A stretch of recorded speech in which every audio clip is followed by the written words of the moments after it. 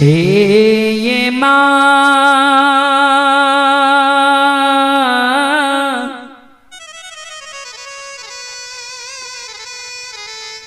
तरहते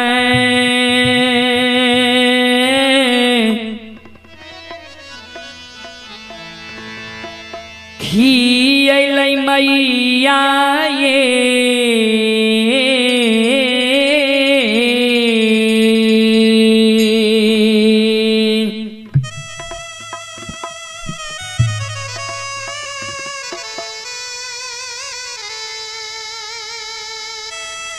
जाननी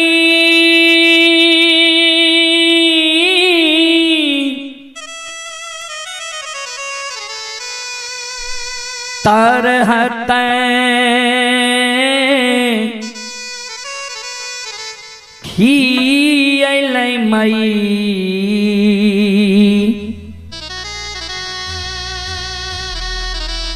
मैया आये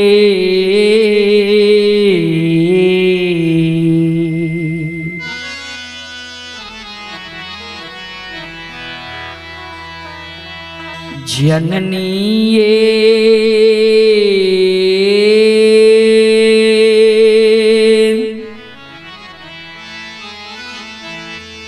धूपा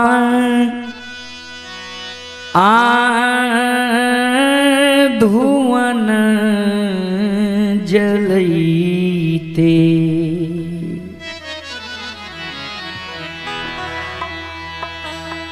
छुटकी जान आललै से ये तैयो नाही उलहानमा छुटलै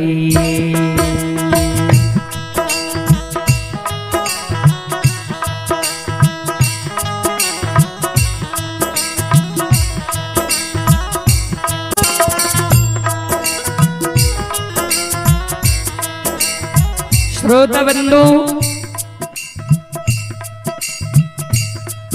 एक अवला बिचारी दुखियारी बांझी माँ जगत जननी जगदम्बे भवानी आदि शक्ति भगवती के गहवर के उसार पर जाकर दोनों कर जोड़ के माँ जगत जननी जगदम्बे भवानी आदि शक्ति भगवती से अर्जी करे, विनती करे, आपन कष्ट और दुख माँ जगत जननी के सुनावे। जी माँ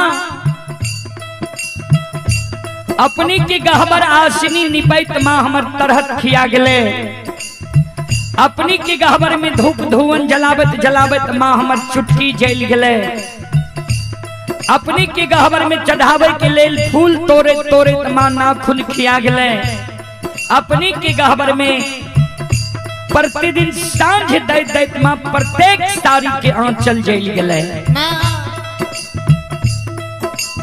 हे मैया तैयो नाही देलियै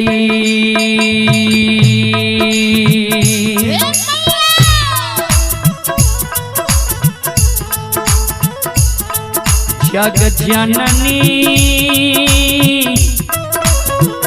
गोदी में लाला ना माये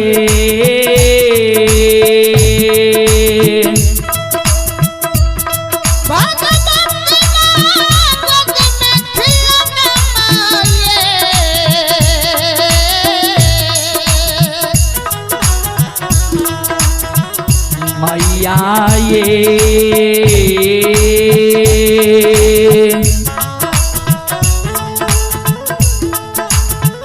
हमारा बनैलिए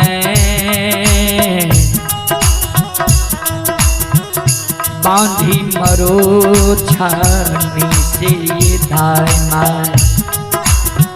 दाय माय उलहानमा दै छैये।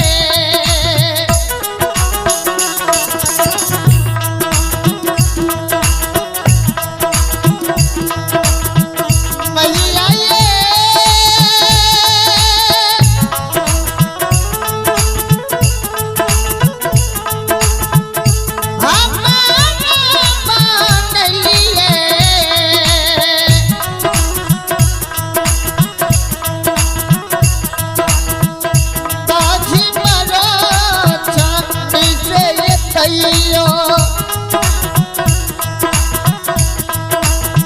लोग उल्लहनमा दै छैये। श्रोता बंधु बिचारी दुखियारी माँ जगत जननी के गहवर के ओसार पर जार बेजार कौन है।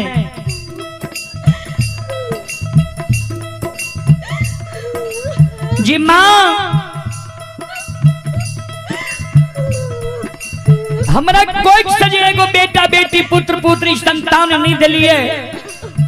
वही कारण नगर समाज के साथ ननद गोतनी पड़ोसनी हमरा उल्हन दैये उपराग दैये हमर नाम माँ बांधी रखने है।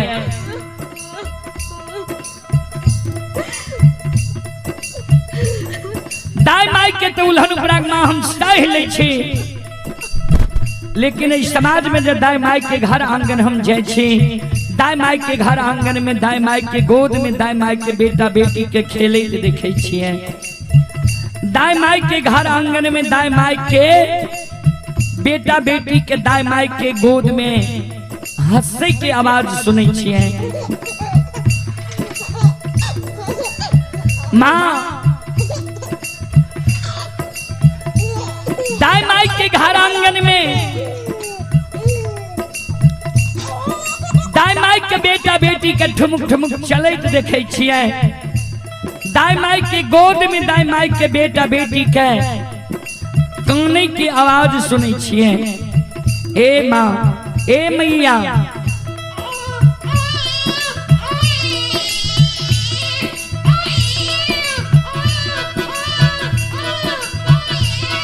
वो आवाज सुन के हमर हिया साली है। भगवान किया न अभी तक हमरा कोई से एगो बेटा बेटी पुत्र पुत्री संतान दिलक है।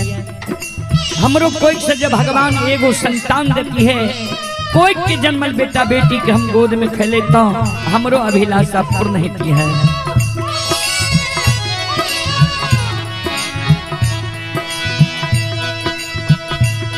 सबके अंगनमा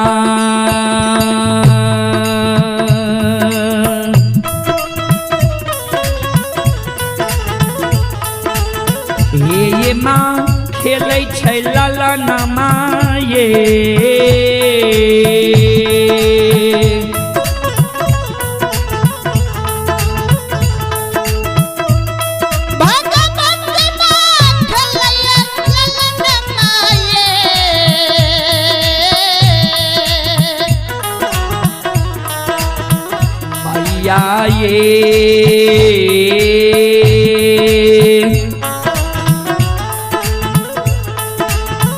हमारो आंगनमा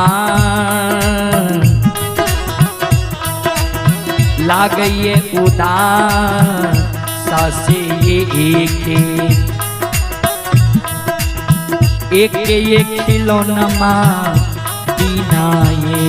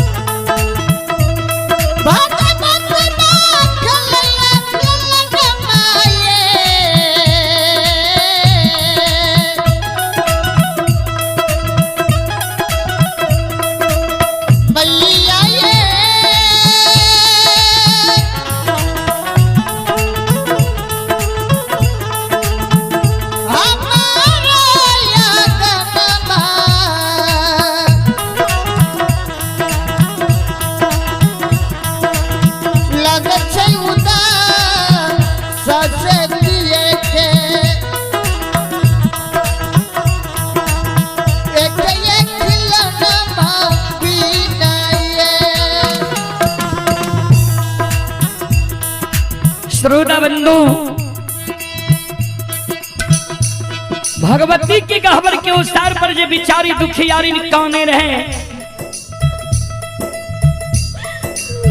आंसू जी दुखियारी के गिरे रहे, मां भगवती प्रत्यक्ष दर्शन दिल के और दुखियारी के कहे तोरा गोद में खिलौना चाहिए। दुखियारी निकल के हाँ माँ, माँ जगत जननी कहलखिन जब तोरा गोद में खिलौना चाहिए, शायद युक्ति बता दे छे, तोरा गोद में खिलौना भे जेता, ने काना ने आँखा सुगरावा नहीं जार बेजार काना, हे अबला हे सलखो हे बिचारी।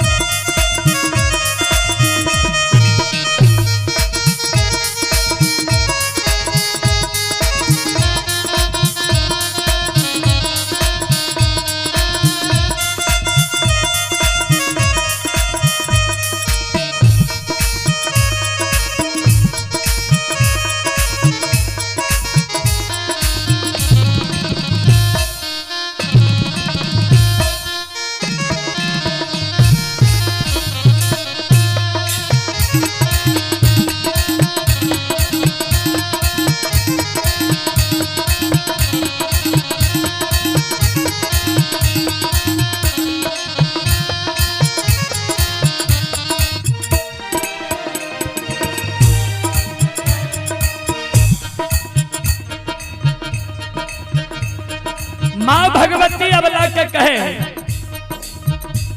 घर पछुअर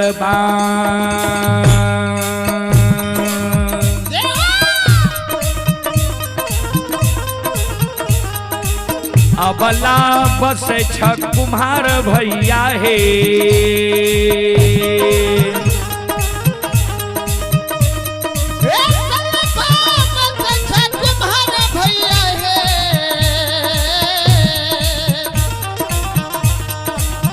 अबला हे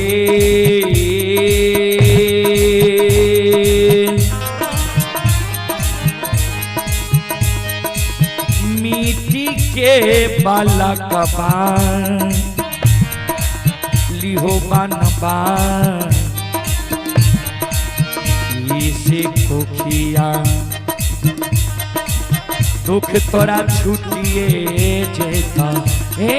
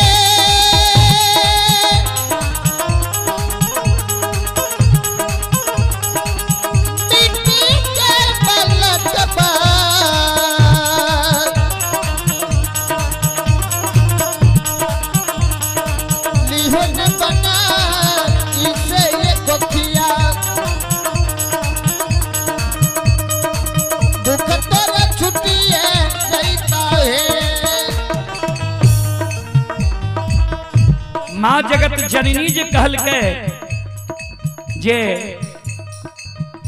मिट्टी के बालक बना ले तोरा दाय में उल्हन पराग देने छोड़ देता बिचारी दुखियारी अबला काने लगले। माँ मिट्टी के बालक ठेस लागत फूट जाए छे, मिट्टी के बालक से दाय में हमरा उल्हन पराग देने नहीं छोड़ते। माँ भगवती कहलखिन तब चल जा कमार भाई के द्वार, सुतिहार भाई के द्वार, सुंदर काठ लकड़ी के बालक बनवा लियो। बिचारी दुखियारी अबला काने लगले। माँ काठ के बालक भी हमरा नहीं चाहिए। माँ जगत जननी कलखिन से किया अबला काने। माँ जगत जननी के कहे माँ सुनो काठ के बालकवा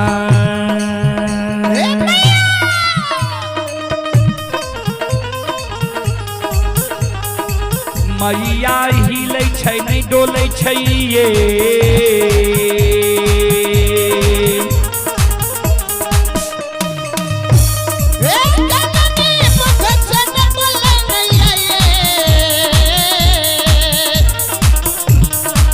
मैया ये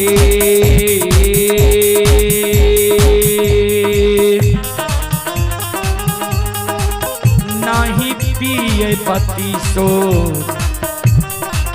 सुआ दूध से कोना कोना उल्हनमा छुटतइए।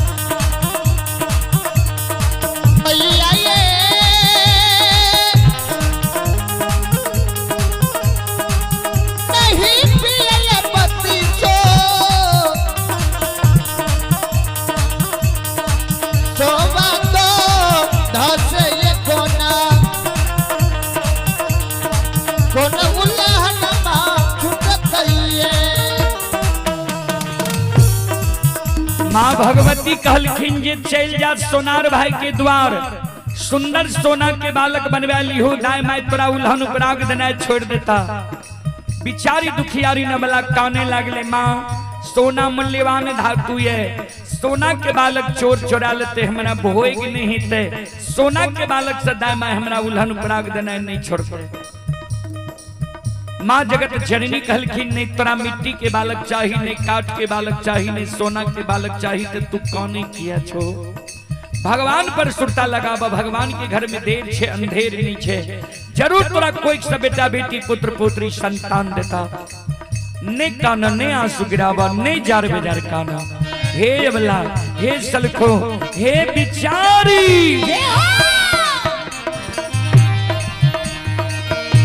धीरज बांध धीरा।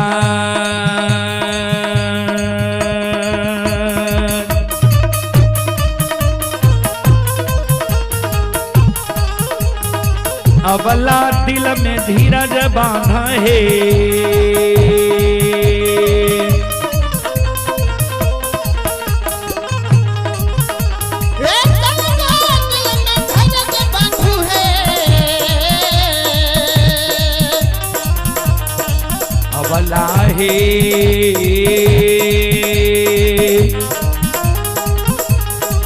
भगवान देता गोदी